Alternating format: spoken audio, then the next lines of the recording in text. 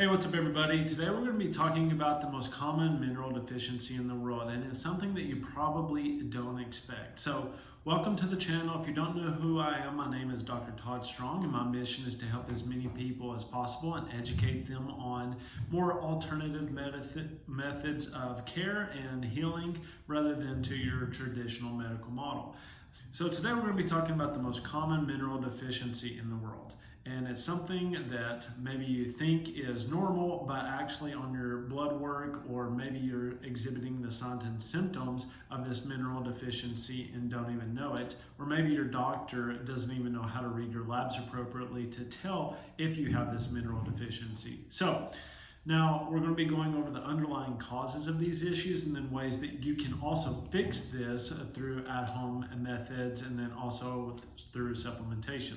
So if you stay to the end, I promise that I'll show you where you can get kind of like a free guide to help resolve this issue. So make sure you watch the video until the end, and then I'll show you where you can get that free resource. So before we get started, if you haven't already, please like and subscribe to the channel, especially if you find my content useful. Share this with anybody that you may know that may be struggling with these common symptoms and signs of this typical mineral deficiency, because they may not know either. And that helps me achieve my mission of reaching as many people as possible and educating the world about how they can use more alternative methods to restore their function and their health. So let's get started today.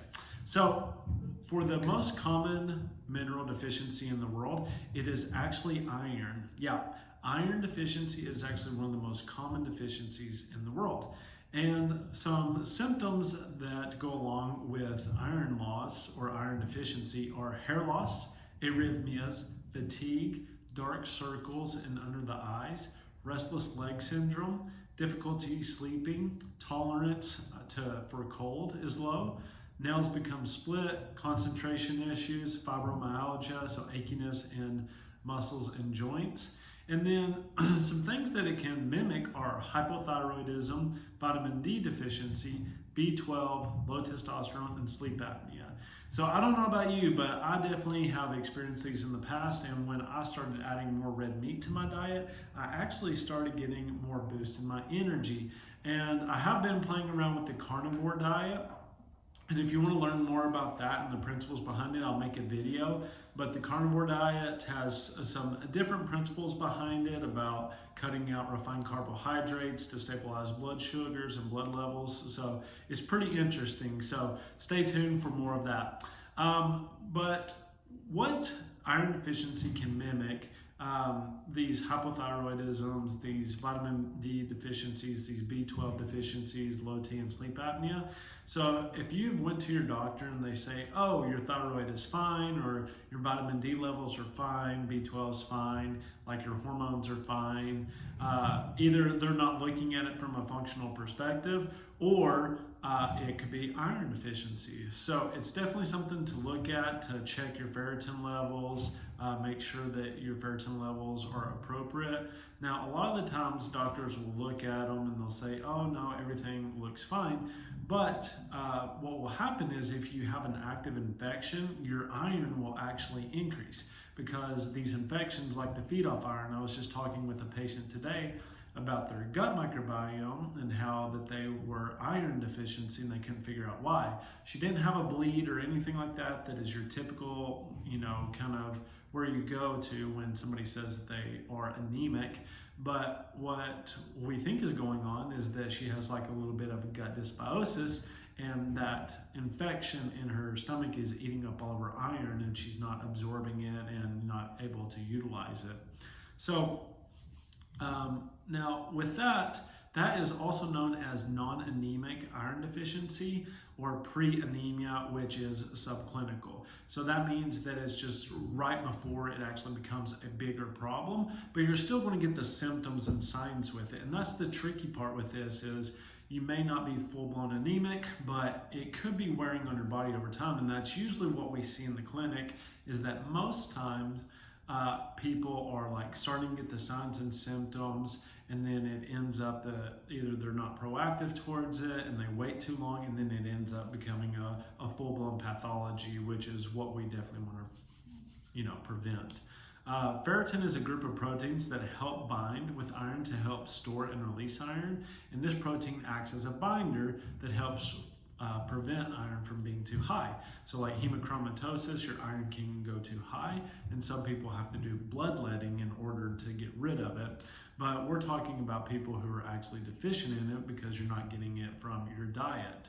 Now, just like I said earlier, just a keynote is if you have an infection or inflammation in the body, it spikes the ferritin levels in the body, making it harder to identify. So if your doctor is having trouble or they're just not getting to the root cause of it, then it could be that they need to identify if you have chronic inflammation due to dietary concerns, overconsumption of sugar, an autoimmune disease, gut infection, or an infection somewhere else, in order to really get a good gauge on that.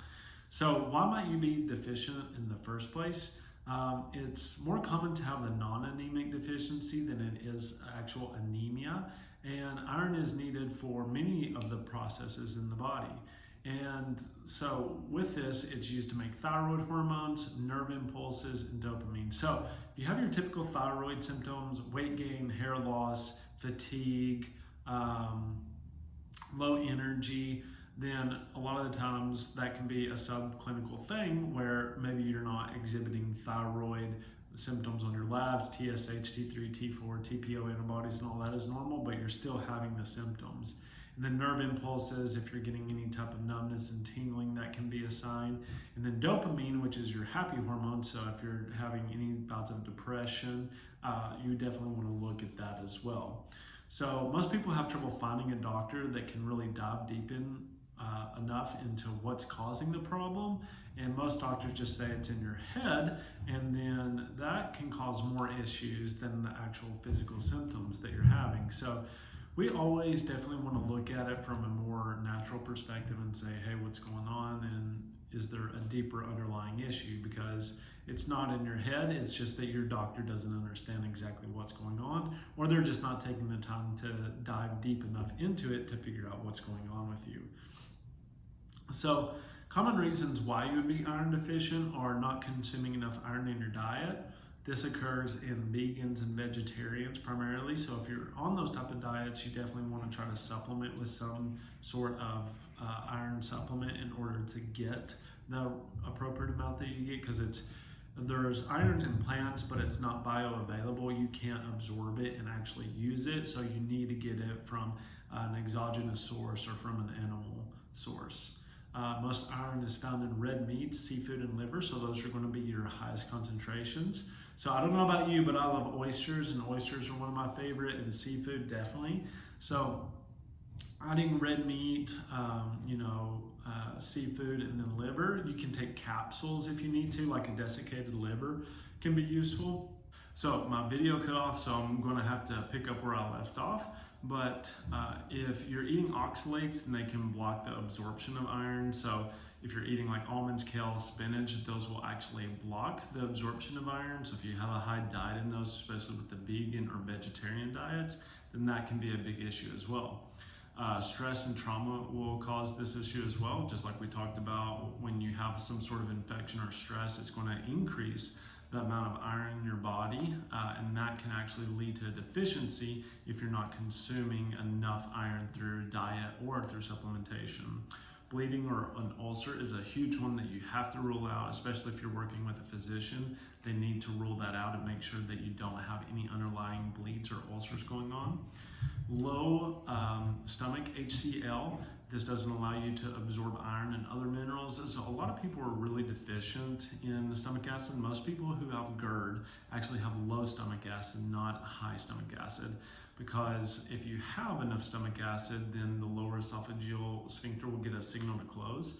But what happens is that people have low stomach acid and they eat too much food, and it pushes up the acid through that lower esophageal sphincter. That's also known as hypochlorhydria, just low HCl. Symptoms of that look like GERD, indigestion, gas, and heartburn. This is especially essential when it comes to any type of digestive or gut health. The stomach is always the first place that you want to look at and make sure it's being taken care of. Menstrual cycles, so women, if you're bleeding a lot, obviously that's going to lead to some sort of iron deficiency. Gastric bypass can actually cause the low HCl. Excessive exercises, because using or doing exercise uses up a lot of iron to fuel the muscle and to keep the muscles nice and healthy, especially when you're talking about oxygen delivery. You need more iron and more heme in order to get oxygen to the muscle tissue. And then antacids, because they inhibit stomach acid. Fibroids, pregnancy or breastfeeding can increase a higher need because you're now supplying to people. So you need almost, you probably need to bump up your iron intake a little bit just to make sure that you and the baby are getting enough. Puberty, so that's going to increase, especially if women, you begin your menstrual cycle. Eating disorders, so if you're suffering from anorexia or bulimia, those can be big issues as well. Phytic acid, which is found in cereals, grains, breads, whole grains, that blocks iron absorption as well. And this is also found in legumes and beans. So if you have a major constituent of your diet are those cereals, grains, and breads, and then the legumes and beans, then that can lead to it as well. Tannins found in tea and coffee can block iron, especially if you are consuming those daily. So be very careful. Like I said, go back and watch my video about coffee and caffeine and just kind of what you need to do in order to do it correctly so that you're not burning out your system. Chocolate has polyphenols, which can block iron absorption. Red wine as well. And then, so with those, they're there for a reason, because you want some iron to be blocked, but you don't want all of it. But if you're having trouble with low iron, then maybe you want to cut out some of these constituents in your diet so that you can absorb the iron more readily. Now, there are what are called polymorphisms, which is a gene mutation that can indicate iron issues. So MTHFR, this affects B12, folate, and iron. So if you tested positive for the MTHFR gene, you may be more susceptible to iron deficiencies. Taking too much calcium or magnesium will inhibit the absorption. Infections love iron, so they'll use up your iron source, kind of like we've been talking about. And then, so when we're talking about correcting this deficiency, one way is to take iron supplements, but try to get it from your foods first by eating red meat, seafood, or liver. And you can supplement that as well. You don't have to just eat gobs of red meat or liver or seafood. You can use supplementation, and that's what supplementation is for. So make sure that you're addressing the root cause of the issue as well, because if it's being caused by low stomach acid, then address the stomach acid. If you have dysbiosis or leaky gut, you want to address that as well. Taking vitamin C with iron can help its absorption. So vitamin C kind of helps you absorb the iron so that you can readily use it. And then another alternative is liver pills, kind of like we talked about. And don't get frustrated if it doesn't happen in the first couple of days, because this can take weeks in order to restore. It's just like filling up a bucket, and if the bucket's really low and you're not adding enough to it, you're not going to see any result. Now, obviously, you don't want to take like a whole bottle of iron, but you want to try to like superdose this or get somebody's advice, whether they're a nutritionist, dietitian, or physician, to say, hey, how can I resolve this issue and how do I know if I have it? So I hope that this information has been super useful, and if you like this video, please just hit the like button and subscribe to the channel. There's going to be more videos about this stuff coming out, especially when it comes to supplements. And then share this with anybody that you know may be struggling with fatigue, energy issues, chronic infections, kind of the symptoms that we listed before, and hopefully, we'll get my mission accomplished of helping as many people as possible.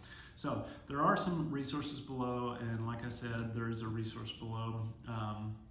If you stay to the end, where you can get kind of like a diet guide to help correct these issues and to help bring down this inflammation so that you can start to feel better and live your best life. So thank you for watching, and I will see you all next time. Bye.